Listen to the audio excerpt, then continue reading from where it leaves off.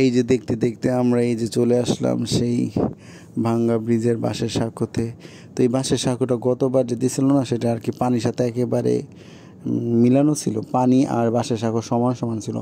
তো এই বছর আবার এই বাঁশের সাঁকোটা একটু উঁচা করে দিয়েছে, তো এই কারণে দেখতেও ভালো লাগতেছে আর হাইটে যাইতেও ভালো লাগতেছিল। তো এখানে সবাই যাইতেছে আর আসতেছে, তো এই জিনিসগুলো দেখলে অনেক ভালো লাগে।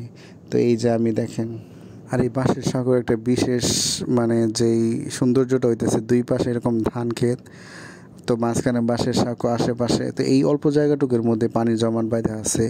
এইটুকু জায়গাতে যাইতে আর কি মনে করেন যে বাঁশের সাঁকোটা দেওয়া লাগে। এই যে দেখেন আশেপাশে যা দেখতেছেন সব ধান ক্ষেত আর ধান ক্ষেত, মাঝখানে এইটুকু জায়গায় পানি, তো সেটার উপর দিয়ে ব্রিজ দেওয়া হয়েছে।